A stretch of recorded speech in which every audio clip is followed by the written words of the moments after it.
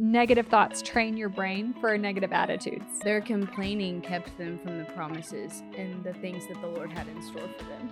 Like their attitude determined the outcome. You can get a negative thought and keep going in that, and you're just training your brain for negative pathways. It's just important that we go ahead and start getting our hearts prepared and ready to combat that. And complaining is a distraction for what the Lord has for you or can do through you. Discomfort is an opportunity for two things. You can show Jesus or you can build character.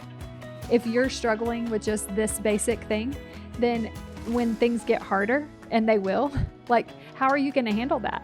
Hey friends, this is Betsy with the Wildly Seen, Totally Loved podcast. On this show, we talk to real people about what God is doing in the hard places of their life.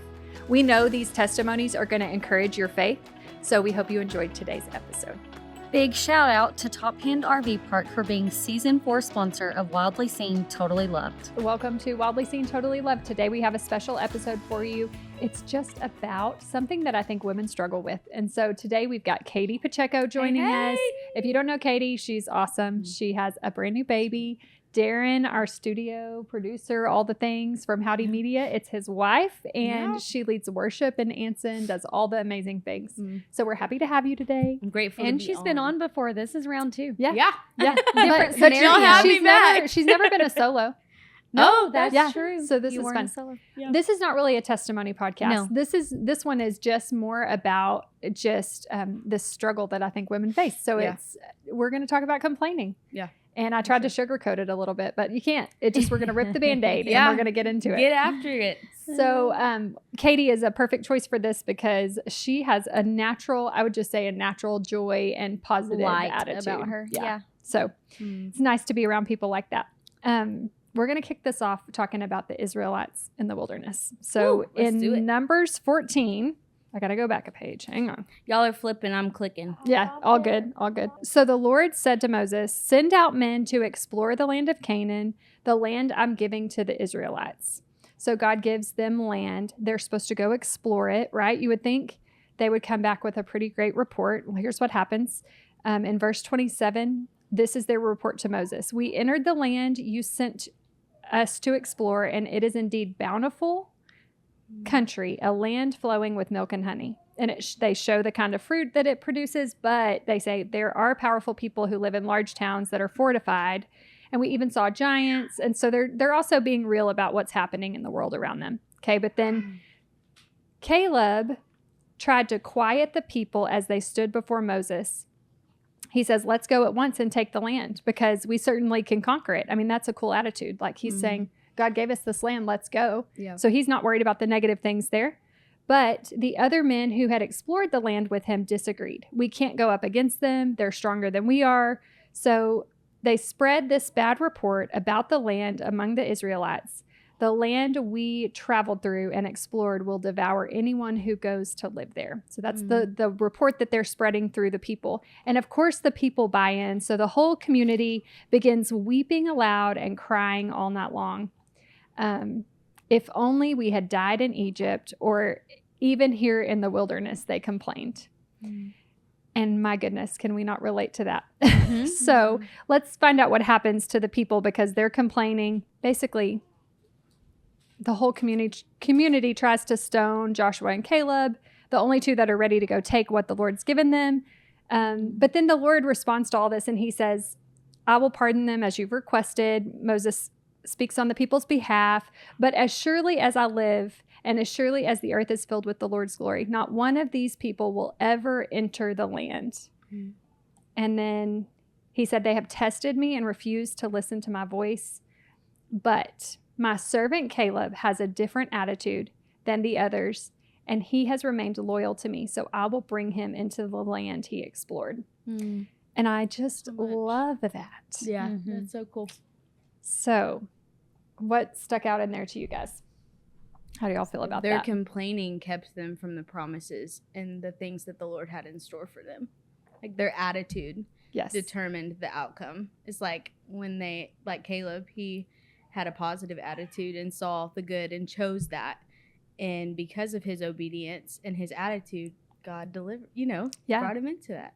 But then the other people, it was totally different outcome. And they had seen the goodness of God. Yes. They had walked in the goodness of God. They had been freed. They had, you know, like, but that goes right back. Like, I can be guilty, like, of that. Let's go ahead and preface this whole episode and say, we are not saying we do not complain from time to time. You know, I mean, I think that's obviously why it's on my heart, because I think the Lord's working on me in this area. Like, I've been around people lately in different circumstances that are quick to complain about situations. And then I've got a friend that's really sharpening me, and she's kind of calling me up out of that. Like, so when we're around people who complain, she always turns it positive. And that's really challenging and encouraging for me. Yeah. And so I've been thankful to have her kind of lead the way and even just set the example of, like, her words are very intentional and she does not buy into the complaining. And it's so refreshing, you know, and it changes the atmosphere of the room. So she's being a Caleb, you know? Yeah. It's pretty awesome. That's cool. Okay. So yesterday, Christina and I were both tempted with the opportunities to complain. Yes. And if we look on at a daily. So I was right there with y'all. But talk to us about being a new mom and having opportunities to complain, because you're alone at home, and y'all may hear her. I have a 7-week-old. Yeah. She's precious, Miss Olivia May. Oh, there she is. There she's like, thanks for the intro. But I was a full-time mom. Like, this is super brief.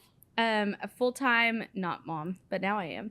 I was full-time employee working at a school for a nonprofit, loved it. And then God's called me in this season to just really spend time with Livy and steward our home and all these things. Well, that's really different for me, because I've come home and balance and, like, maybe do some chores and stuff. But now I'm just, like, living it home and taking care of her and her needs, but also, like, trying to steward what God's given us in our house. Yeah. And I'm not, I don't love cleaning. Yeah, I don't love doing laundry. Like, some people are like, oh, it gives me peace when I can, like, I'm like, folding laundry gives you peace? I'm like, I can't find the matching sock. I'm like, So, I don't know. It's just totally different for me. Not that I didn't do any of that before, but it's like, now I kind of feel like, okay, well, my husband's, like, working, providing all day. So, like, the least I could do is serve here at home and do this. And that can be challenging, because I have that kind of negative attitude of, like, oh, I'm having to do this, or I need to do this. If I don't do this, it's not, going to get done. And just having to be, like, constantly renewing my mind in this season. I've had several sweet convos with friends the last couple weeks. Go and get coffee, leave the house, whatever. Yeah. Go talk to them.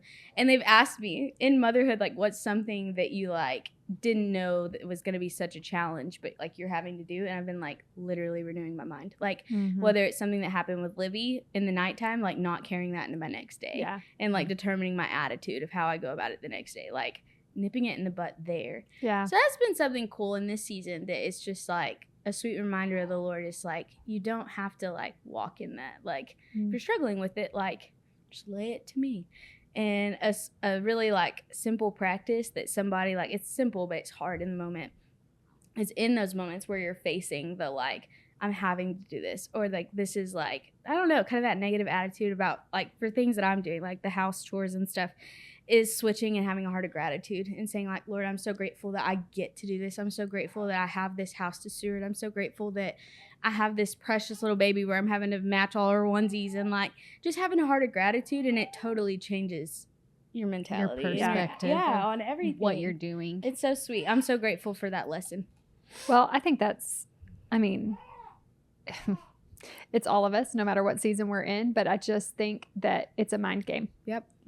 You have to see it and recognize, like, ooh, this is a bad attitude in me, and be willing to work on it, you know? So that's the kicker. It's like, okay, I can pout about this all day long, but am I willing to either be a part of the solution, or am I willing to shut my mouth and pray for them, or, And sometimes it's easier, like, being honest, sometimes it's easier to just be the pouty one and just, like, because, it's like, sit in it. Their mature thing, and the thing that God calls us to do is higher, but it's like, sometimes it's just nicer to coast. You're like, he has so much more in store for you. So look at this definition of complaining.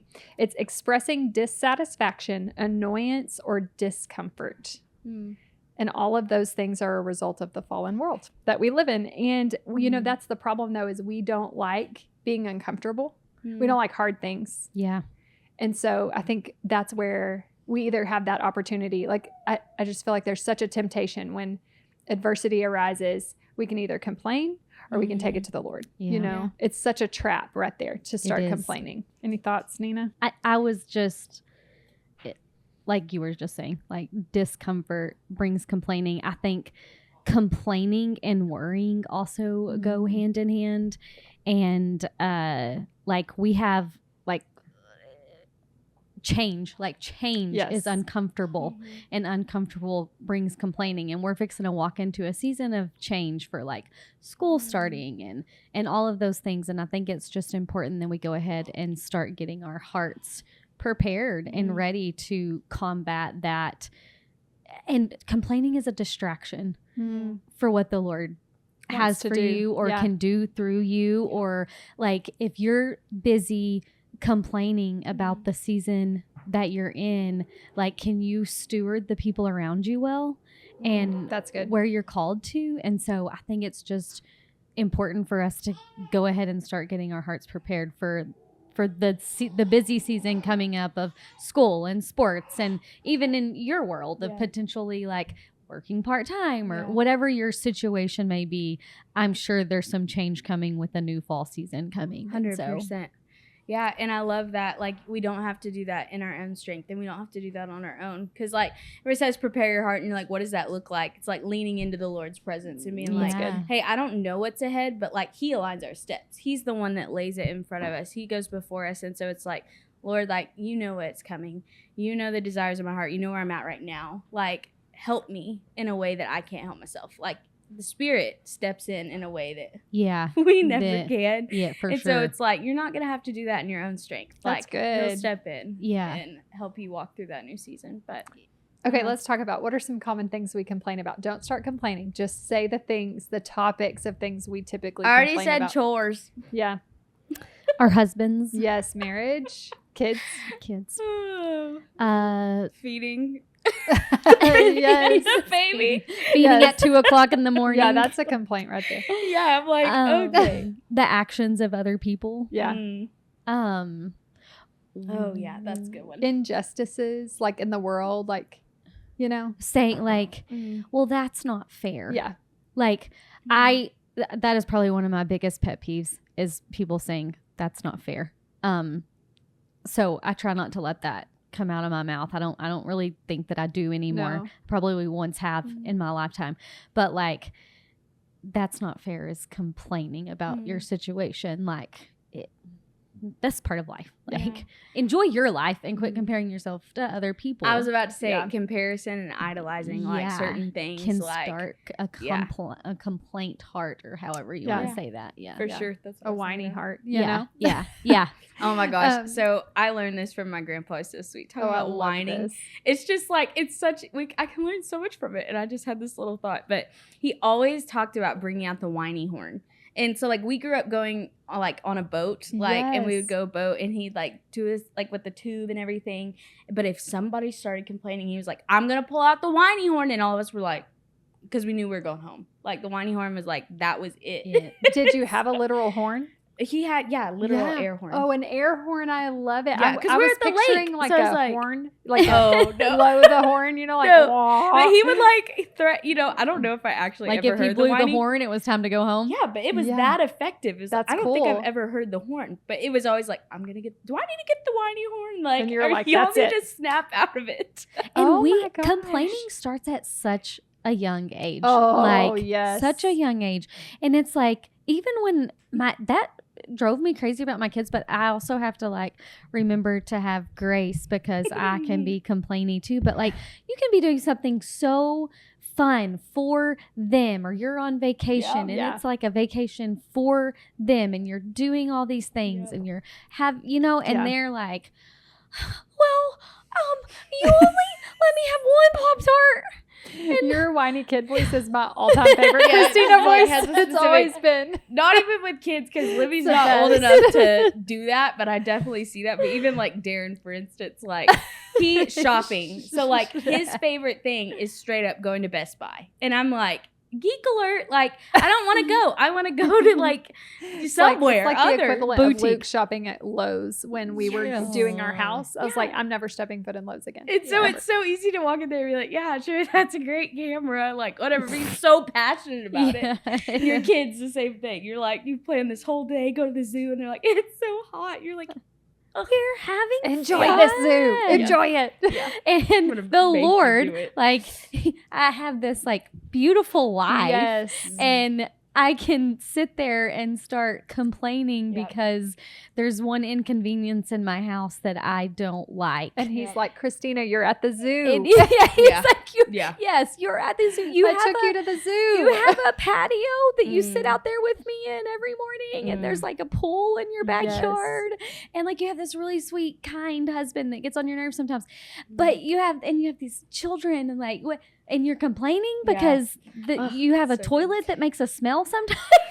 I was watching a podcast this morning. Do y'all know Dawn Shree Wilkerson? Yes. The Wilkersons? Yes. She was talking about there's so much maturity and wisdom in somebody that's able to zoom out. Ooh. And I was like, I was washing dishes this morning, and she literally said that. I was like, say it again. I needed to hear it because it was like, there's like for us that moment or that thing that we're hyper fixated on and complaining about, like, there was times ago where we were praying to be in that spot and to have those things. Yeah. And so it's so like being able to like zoom out and see the bigger thing. I think that's really healthy too.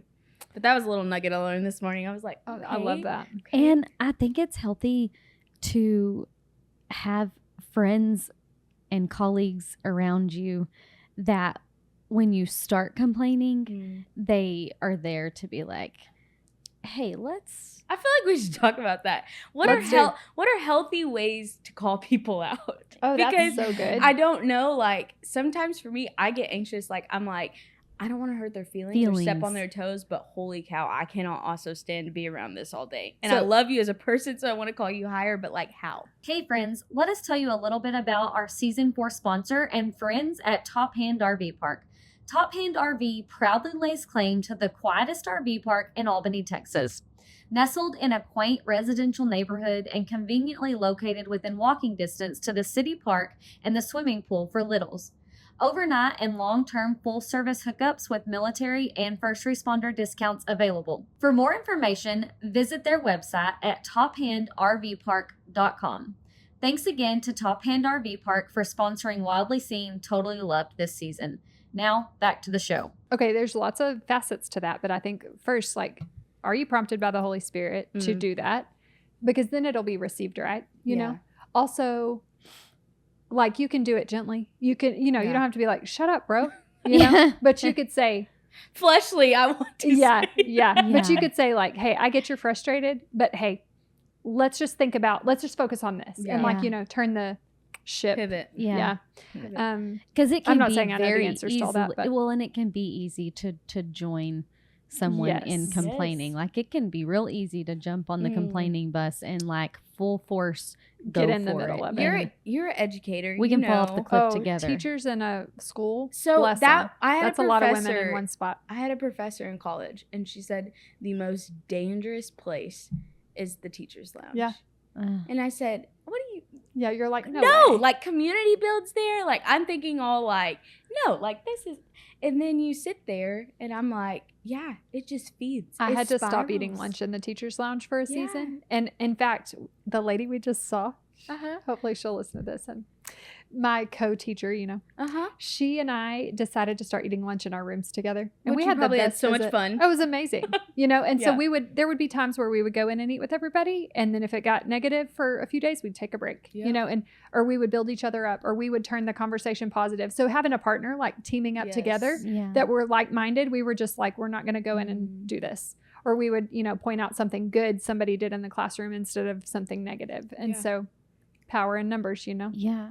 I think you said too, like, you're not just telling them to shut up, but like you're coming out of a place of love where it's like you want to call them higher. And like if they keep staying in that, and complaining in this mindset, like, are they growing? Are they going to be able to do those things? Because and let's be honest, like the reality is some people are just choosing to sit in it, and that may take years for them to get out of. So there may be people that we experience and laugh that we just aren't going to be able to change their attitude. Yeah. And that's really not our work anyways. Yeah. But we can say. do our part, and we can point the way we can point, and then we can step back and put some boundaries there if we have For to, sure. you know? Yeah. But how, like, honestly, in the moment, if somebody approached me and called me out on it, it would do like one of two things. It would be like, it would hurt a little bit, but then it'd be like, thank you for caring about me so much to not let me sit in that place. Yeah. And I think I'm so grateful for people that have been like brutally honest with me in those areas. Maybe it wasn't complaining, but I was just sitting in something or like stuck in a season, and they just like call me higher.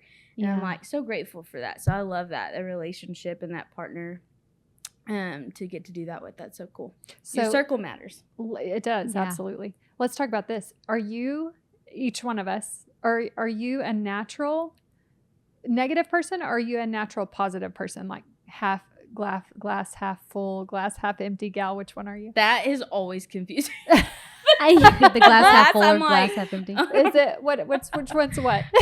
I don't know. I'm a negative thinker. I like to call it a realist. Well, you're a realist, and Okay, you're I get that. No, I you're get that. a processor and a realist. Yes, but I I get have that. the Lord has revealed to me that it is also like I can be a very negative thinker. That is something that me and the Lord have been working on for quite some time now, at least 2 to 3 years, that he's like opened my mind to the fact that I can be a pretty negative thinker, and complaining and just getting caught there. And so like that's something I'm working on consistently. Yeah. I feel like it's depends on the time, the day, the moment. I don't know. But deep down, I try to see myself more as like a glass half positive. full. Yeah. I would think so. But I can get in funks, man. Just being like real, like, and I'm so grateful for a spouse that just like can see that. Yeah. And Darren will be like, whoa, we gotta like figure out what's going on here, because he's been in a funk. And so I'm grateful for that. But I do try to tend more on like the positive, and because life's a lot more fun. Yes. When you're trying to find, even if you're like when stuck you're in looking traffic for or the doing joy something. in life, that's a lot. Can't go wrong with that. More But peaceful. also, I relate, and a lot of people, it depends on what area I'm working in. Like work-wise, some people may see me as more like, we got all the dreamers, and there's areas where I'm at in the creative, but I'm also like, how are we going to get there? Yeah, you have the assertive role there, so you're like, we've got to have a plan too. I don't know, it could be like a little bit of everything. Yeah. No, I see that. I think there's complaining and doing nothing about it. And there's complaining and having a solution for there's a complaint and then having a solution for your complaint. If you're just complaining to just complain, that's a whole nother story than like, hey, this situation is not working out. This is this isn't working. Could we maybe try this? Like if you're coming with a solution, I think that's a good tool to remember, like in your complaining. Like, can I have a solution for my complaining, or am I just complaining to complain? And not adding anything. And not adding any advice in with it. Yeah, I totally see that. What about you? I'm probably a natural positive person. Yeah, but I can get sucked in just like anybody. Yeah. And I think that's it too. Like Christina, what you touched on was situational. Like sometimes you're going to go into a situation and it's a one-time thing, and you're annoyed because the lady at the checkout line did the thing. And you have to address it. There's things you have to address. Right. And then even on the flip side of that, you could be in a long-term position where you're working with this person every day, or you see this problem every day and nothing ever changes, and it really affects your day. Like that, I mean, I can understand being frustrated and complaining about that. And so I'm not saying that we have to live life with like rose-colored glasses, you know? I don't want to walk around and be like, it's all rainbows and butterflies. It's just not. Like, I get it, but we can't stay, I think, in the complaining. Yes. And so just even like you said, going, I don't like this. This isn't good. Let's see if we could redirect. So if you have a position in that relationship or in that situation where you can go in and make a change, like, good for you, do it with the right heart, you know? Yeah. I think it all goes back to like, if your heart's right, Mm-hmm. you can't sit and complain too long. And if your heart's right, you will be able to address people that need some redirection, you know, and whether they take it right or not, that's kind of on them. But and I think is just a good tool for me in general, something I've realized that works for me. Like if I'm complaining in my mind, not necessarily like dragging everybody into my complaining, but if I'm complaining in my mind about something, like I'm probably just bored. Ooh. And I can utilize that for something better. And a lot of times it's moving my body. Like if I will get out and go for a walk. I need to do that. Go for a walk and like think about the good things and all, like, there's fresh air. There's, like just that brings on a whole new perspective. When I start walking my body, my mind almost starts moving differently. It's funny. Yeah. You have that in common with Olivia, my 7-week-old. So we'll be like in the living room. Like the Lord created us. It's like we'll be in the living room and she's screaming for an hour and a half. And I'm like, what is her problem? Like she's changed, fed, whatever. And then I take her outside and she's like, I'm like, princess. She was tired of the ceiling fan. Like, and tummy time was not enough. We needed outdoors. That's funny. So one thing I think that's true is negative thoughts train your brain for negative attitudes. Yes. And so that's something that I'm just like, ooh, like you can get a negative thought and keep going in that, and you're just training your brain for negative pathways. Attitude. Yeah. Yes. And when we're negative, we're not just negative towards ourselves. We're negative towards our spouse. We're negative towards our kids. We're negative towards our friends. We're negative towards the lady at the grocery store. Like if we, it's like a line of ants that I've like talked before on here. Like it's just this line that just keeps going of like negative Nancy. If you don't do something to mess that line up and change the path. Yeah, I love that. Tell us some scripture, Nina, that we can just about complaining. Tell us what the Bible says about it. Well, Philippians 2:14 says, "Do all things without grumbling or disputing." I need to write that on my forehead. Right. James 5:9 says, "Do not grumble against one another, brothers, so that you may not be judged. Behold, the judge is standing at the door." I think, in reading that, and then in reading in Numbers, I'm like, the Lord is pretty. Apparently, complaining is an issue. Yeah. That he didn't just start in 2020, right? No, but again, it's part of the fallen world. Yeah. Yes. In the garden, there wouldn't have been a reason to complain until the enemy came in and started tempting us with things that we couldn't have, 1 Peter 4:9 says, "Show hospitality to one another without grumbling." I don't have to serve. You don't have to do this. Yeah. Out of a pure heart. Yeah. Let's see there. I was reading this other one. Ephesians 4:29. Let no corrupting talk come out of your mouths, but only such as is good for building up, as it fits the occasion, that it may give grace to those who hear. Ooh. Yes. So our lack of complaining and building others up instead offers grace for them, and that's right. That's what that just said. And I'm thinking, like, if me and my complaining heart have so much grace from the Lord, and if he's so good to pull us back where we need to be, where our eyes are focused, then that's the example of how we're supposed to show other people, Keep going, Nina. Psalms 106:25 says, "They murmured in their tents and did not obey the voice of the Lord." And I'm just thinking, like, in our under breath talking, like in our, like, the Lord hears us, like the Lord still hears us complaining even when it's under our breath, like you had talked about Romans 12:2 earlier of do not be conformed to this world, but be transformed by the renewal of your mind. And I think that's another great tool to have.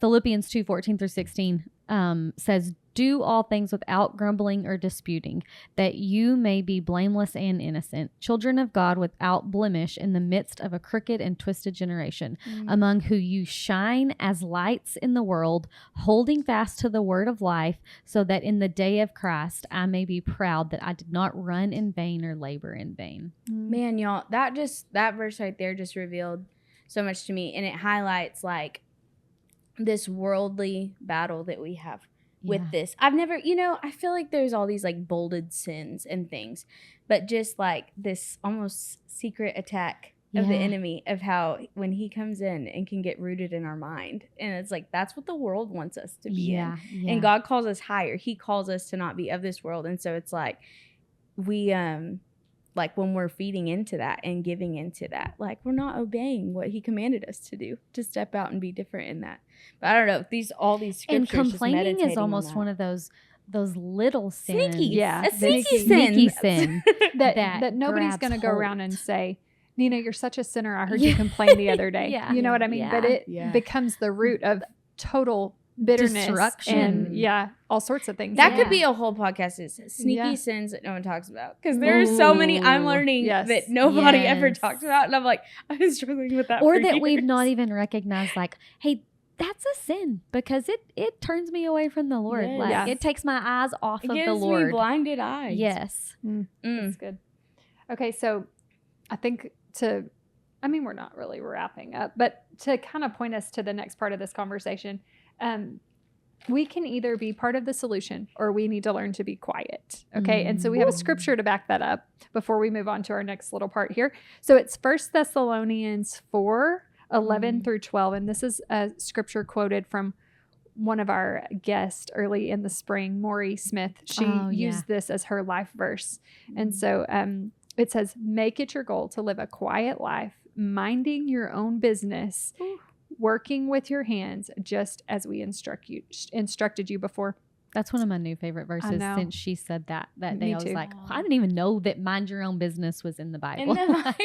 I'll tell y'all, I had a little conversation with my 6-year-old. She came to bed crying because of a girl, a situation, VBS, all the things, like little kid minor things. Yeah. Yes. Drama can happen at VBS. At 6 at VBS. Church drama yes. And so she is crying and talking about all these things. And anyways, I was just like, you know what? That's not our business. It doesn't matter. That's not our business. She was saying, she has this and she has that. It's like, not our business. Our business right here, we're not doing that. Yeah. She can do what she needs to do. Her mama can do what she needs to do. Good reminder. Yeah. But she wanted to sit and whine and she wanted to build on it and kept wanting to bring it up. And I was like, nope, we're not doing it again. Don't bring it up again. Stop right there. I don't always do that, but but that's a good lesson to learn. It is. And it's always, y'all, like, just as we're talking about all these instances, it's always so like convicting whenever you're around somebody that's complaining and you're like, do I sound like that? Right. You're like almost convicted of like, dang, like I don't want to give it to that, or I don't, and it's so easy. Like your kids, like you're like, you hear that and you're like, you just want to, lead them back in and call them back in. And I'm like, oh man, it's so much easier to see in others than for me to realize in myself that I'm in that. It's exhausting. Like if you are in a situation that is full of complaining, you leave empty. Yeah. Like I'm so proud of you for taking that moment. That's so good. Well, like I said, it doesn't always happen, but I think, gosh, this is something I could complain about, but it is hard raising girls as they get older, and you will know soon. It's hard enough to raise them when they're babies. Yeah. So you can get stuck in all the like, oh my gosh, and all the things, and am I doing enough? And you can complain because you're stuck at the house and you're whatever.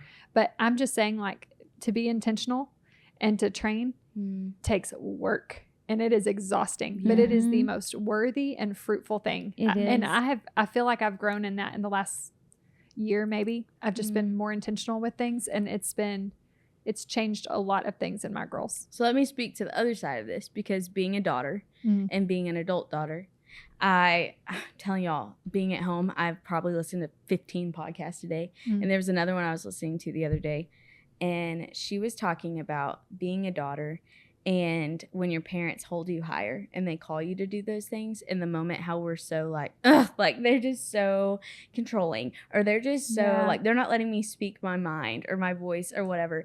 And she was talking about, as an adult, she's like, man, the Lord really like touched my heart to like touch back in with my parents and like thank them and pause and almost like And it just really spoke to me. But she was like, just like apologize, but also express gratitude for how they held you higher and did all that. And I think like those little moments where it's hard and we're going through it, and even being like a teenager, like we've all been there and had all those things, but being on the other side, you don't realize how much you appreciate that guidance and like help until, you know, my attitude about a lot of those things was really negative at that time. And I think with our kids, when our kids are complaining, we almost, as a motherly nature, want to fix it for them. Like, oh, well, she has a phone and I want a phone because she has a phone. Okay, here's a phone. And that's like little things, kind of, sort of, not really. Don't get your kid a phone. That's pretty massive. Don't get your kid a phone just because everybody in the world has a phone. Start with the jitterbug, the old people phone, where they can't have social media. They can't just have only anything. Speed dial. Yes, they can call their mom and they can call their dad, maybe their grandparents. No joke, my parents did that. That was my first phone. I wish I would have done that with mine. If I could go back, I would. But you live and you learn, and then you can tell other people not to do it. Exactly. Where was I going with that? But like they're complaining. We want to fix it. We want to fix that. We want to fix it for them.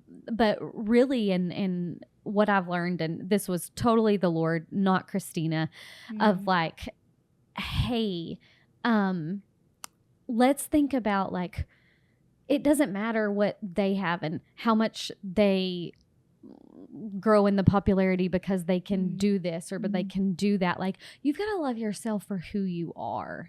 And so like really nurturing that love in their identity and teaching of who their identity is in Christ and all of those things. I think that alone, like knowing your identity in Christ, can change your complaining set you up to not heart complain to not as complain as much. I don't know. That's where I was secure in who you are. Because you're secure in who you are, and you're not trying to live up to the Joneses or whatever that may look like. And it's hard. I'm not saying that that's easy. But I will say that I kind of think I do see the fruit of being that the Lord leading me to be that type of mother that was like, hey, it's okay. Like, it's not you just because doesn't mean you need to, or like, I don't even know where else I could go with that, but just, in general, like for instance, like Chloe she's going to be like, Mom, stop talking about me on the podcast. Chloe texted me the other day, and she was, which she lives with 4 other girls, and some of them do have really nice vehicles. And she drives a 2015 4Runner. It's not good. Like she's just clunking around, but it does have a lot of miles on it. She definitely doesn't have our first vehicle. No.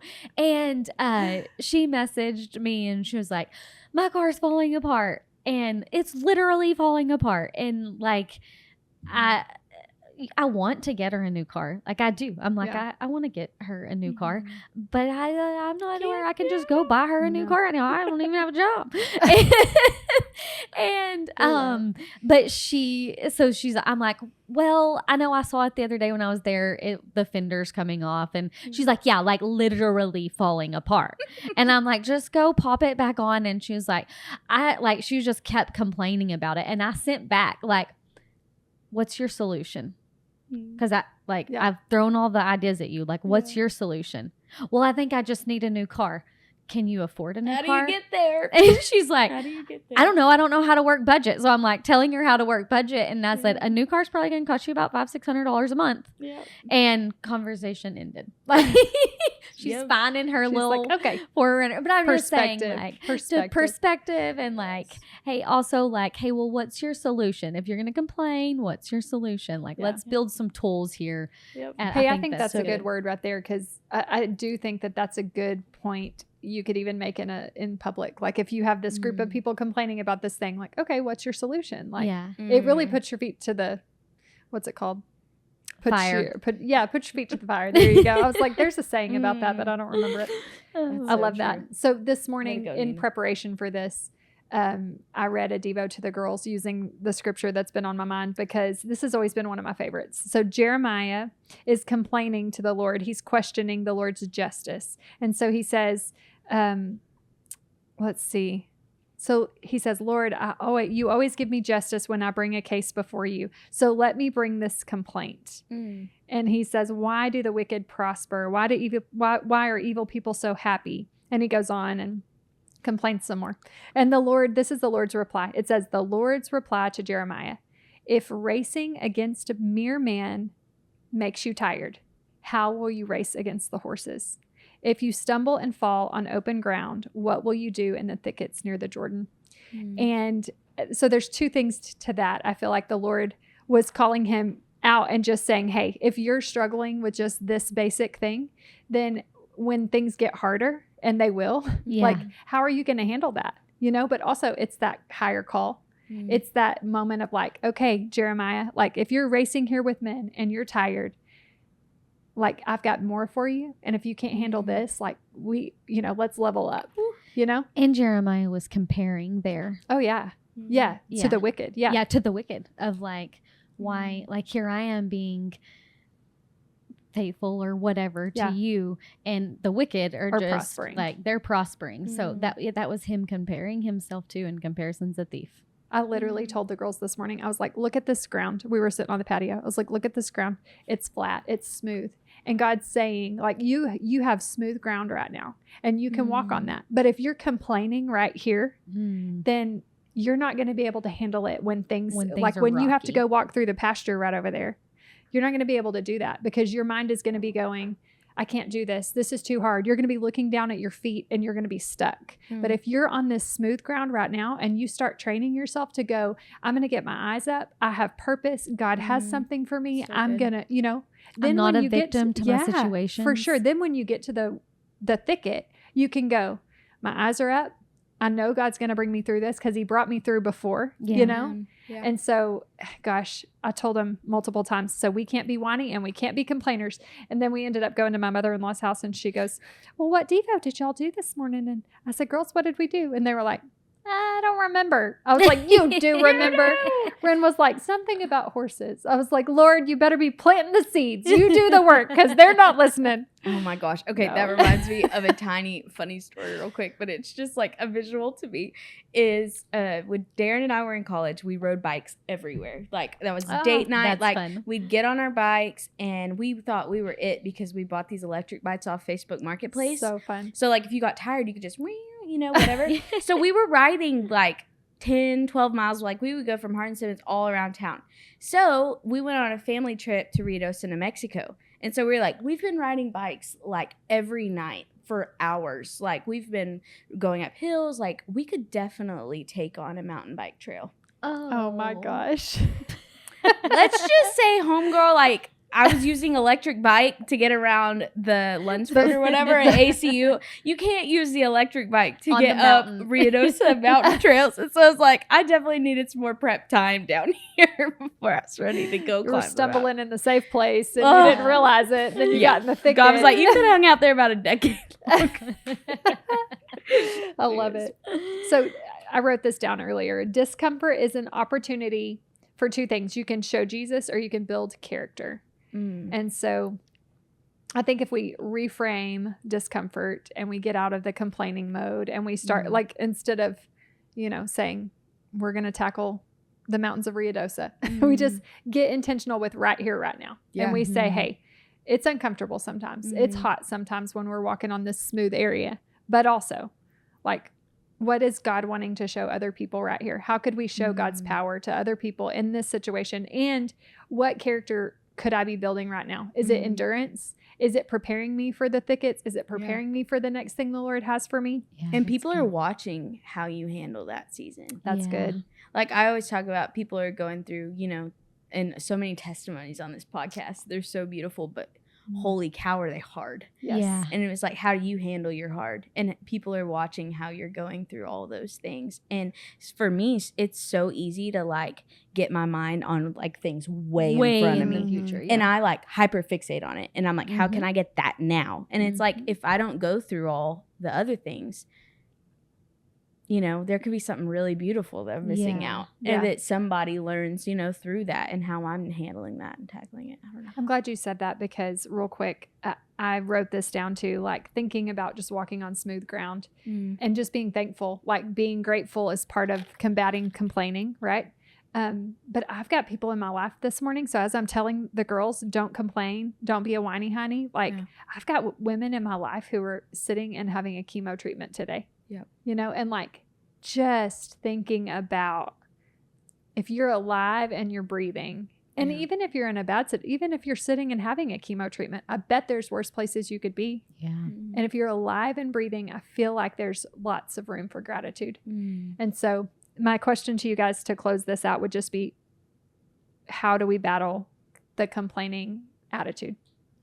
Well, I looked up the opposite of complaining, and it's rejoicing, delighting, relishing, enjoying, and gratitude. I love that. And I think if we spend more time and energy on the good things of life and what's right in front of us, which is a problem of mine too. Like I tend to future things. I will worry with the best of them. I'll what if with the best of them. And the Lord has really been teaching me really intently, like, hey, right here today.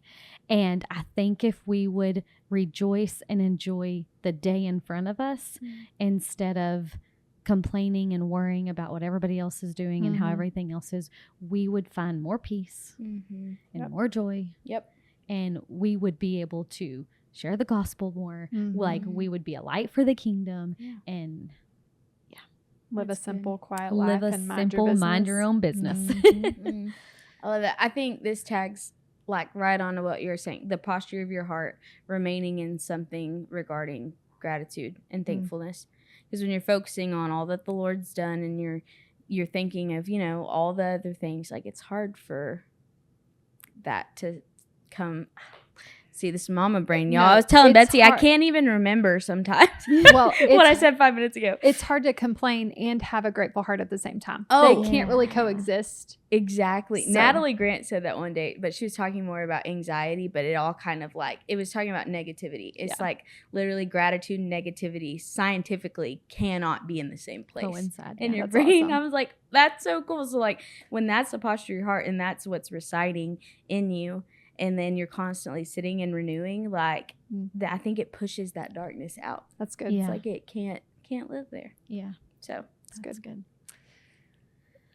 Okay. So, I mean, if our eyes are up on the Lord, on his word, on who he's called us to be, and our minds are steady on the goodness of God and the goodness that's right in front of us and the enjoyment of the day, and our spirit is stirring for the good things to come. Yeah. And all of the above, then we don't have time to complain and grumble and worry what if.